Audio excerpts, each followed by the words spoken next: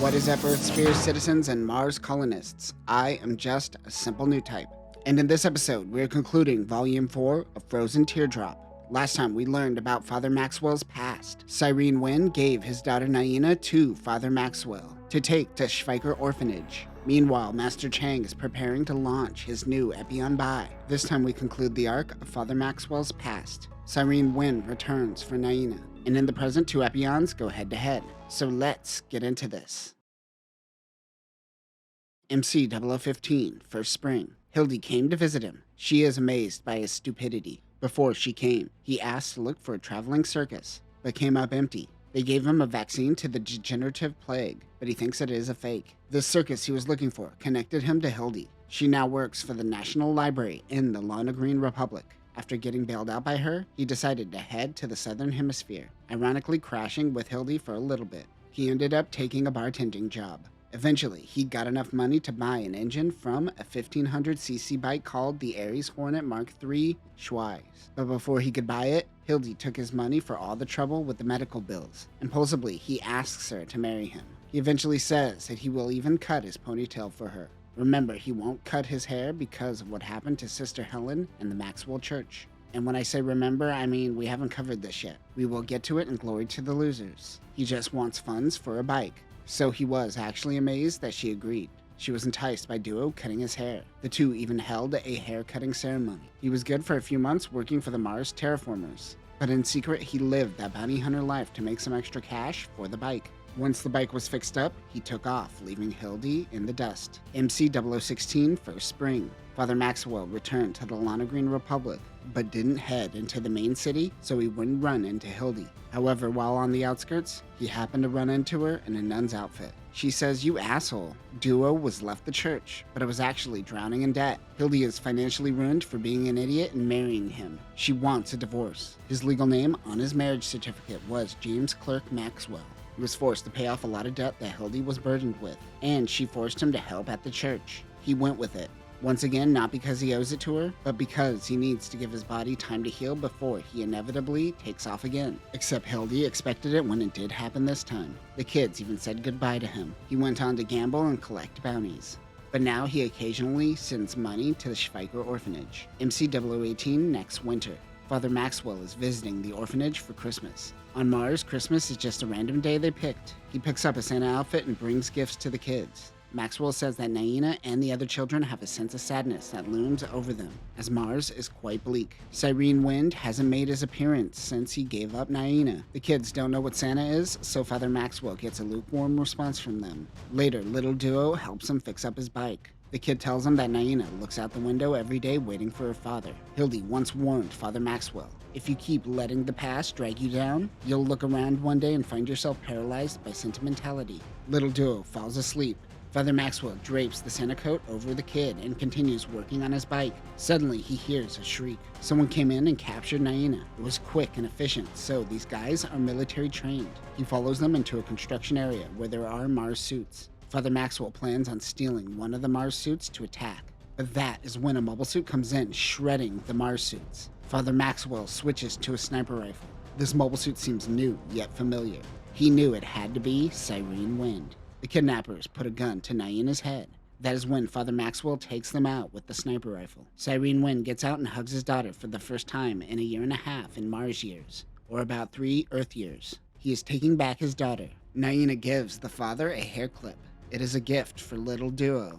Maxwell is like, "You don't want to say goodbye yourself?" Oh, they're already gone. MC 0022 next winter. Little Duo tries to contact the preventers, but Kathy cuts him off because he isn't on a secure line. He finally calls over the proper channels. He is wearing the clip that Naina gave him. The kid wants to go after Zex, but they tell him to shut up. Hiroyui cuts in. He wonders why they didn't stop Wu Fei from getting into Nataku. He says he will clean up their mess and cuts the comms off, not giving anyone a chance to respond.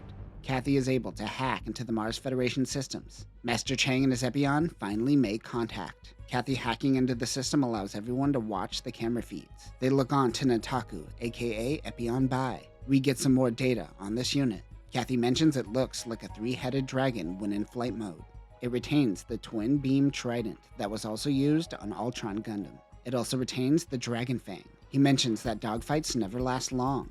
Even Hiro never really engaged in a dogfight, as Wing's bird mode was mainly for bombing runs. Zex's Epyon, on the other hand, looks like a double-headed wyvern, crimson in color with a focus on dueling, as God and Trace Kushunada intended. It also retains the Zero system. He stops referring to it as the Epyon system, as it and the Zero system are the same. Zex mentions that Hiro almost went insane while using it. For Milliarder Peacecraft, the Zero system led him to try to purge Earth's population. You know, just a minor oopsie-daisy. Kathy brings everyone coffee and mentions that Master Chang doesn't trust anyone and makes his own coffee. The Zero system is not activated on the Epyon Bai, as Master Chang likes control. He took the schematics of the old Epyon to build Bai. It was painted white and blue, similar to the tall geese too. For Trace, the color red and black represent the color of losers. This was when he was in his losers era. Black and red is the opposite of white and blue. He seems to idolize Trace, but he also named it Nataku after his wife. Master Chang does what is called a pylon turn, slowly encroaching on the unit. Zex has to buy time until his support Virgo 4s come in. Wu Fei has to end this before he transforms. As he circles the dragon, Zex makes the first move. He was using the Zero system. He would be able to calculate maneuvers faster. Kathy, watching his movements, notes that he is getting his maneuvers from a different dataset. Epyon gets a direct hit on Nataku, but he uses the Dragon Fang to get a succession of hits. He realizes that Zex's machine is covered in Martian dust. His is pristine due to him spending meticulous hours polishing it. This gives him a slight edge when they clash with one another. The Zero system can't take into account the love that Wu Fei poured into the machine. He has to finish this before it drags out for too long. Master Chang takes the unit beyond top gear. The base begins blasting Wagner's Flight of the Valkyries. He does a figure-8 maneuver while firing beam blasts. Wu Fei gets close enough to jam his trident into the torso. It slams into the ground and they both transform into mobile suit form. Bai is sleek and slim while Epyon is a massive force. The left arm of the red Epyon has been replaced as it was cut off during the Eve Wars. He has the tenacity of Zex, even though, remember, this isn't the real Zex. Wu Fei is at his limits. He has no choice but to activate the Zero system. He is reminded of Hiro and Zex's fight in the anime, where the Zero system put them in a doom loop, a loop of mutually assured destruction. Kathy notices that the Virgo 4s have made it to the battlefield. It doesn't look like Wu Fei is going to win this one. The production of Virgo 3s were done by the asteroid planet Vulcanus. This played a role in the Eve Wars and is now around Mars. Kathy wouldn't be surprised that Neuenheim would be responsible for resurrecting this from the Mars suit production line. She notes that there really isn't a difference between this and the old Virgo 2s of old, although it resembles the Vi-8 more closely. They all work together to use their 24 planetary defensors to create a triple-layer magnetic barrier. Troa Phobos comes onto Kathy's comms. He tells them that Snow White is moving in to help out, and he is using the Zero system as well. Kathy tells Warlock and the others to move to a rendezvous point, but Duo moves in to help Hiro. He tries to find a weak spot in the magnetic barrier.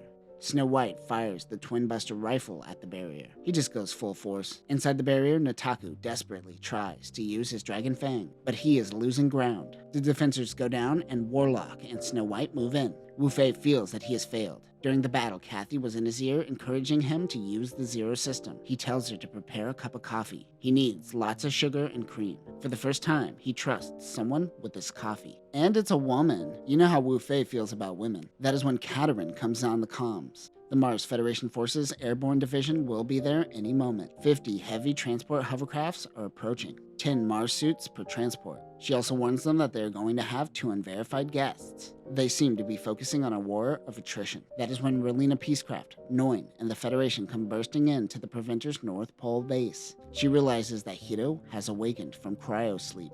Relina demands they contact him. Hiro reaches out on the comms saying, "What do you want?" Relina speaks out and says, "Hiro, it really is you. I missed you." Hiro, without missing a beat, goes, "Yes, what do you want?" I love this mental illness disguised as a relationship. It's so glorious. She says, "Did you forget that you wanted to kill me?" Hiro says, "I've already accepted that mission. Once this battle ends, I'll carry that out immediately." But then he asks if she carried out her mission yet, and cuts off the transmission. Noin copies the Preventer data. On the battlefield comes a glow. A friendly Zex. It is Cyrene Wind. He is in Tall Geese Heaven. This is the mobile suit that came and took Naina away years before. Raylina realizes her brother made it after all. And that will conclude Mobile Suit Gundam Wing, Frozen Teardrop Volume 4. Duo was always the silly one, I guess, of the pilots. But they take them to extreme and somewhat obnoxious levels in this. Maybe if the writers leaned into Duo, drawn into a life of depravity, because all he knows about is war, or perhaps because of a deeper exploration of Solo, then there would be character reason for his attitude. But here, he's just kind of a dick. This ends the Requiem for Perpetual Chain arc, and now we enter the Nocturne and Morning arc. In Volume 5, we dive into the Peacecraft files, where we learn more about Relina as well as the original Hiro Yui. But that will do it for now, losers. Remember to make sure to check with the homies so you don't end up with the same Gundams like Wu Fei and Zex. Peace.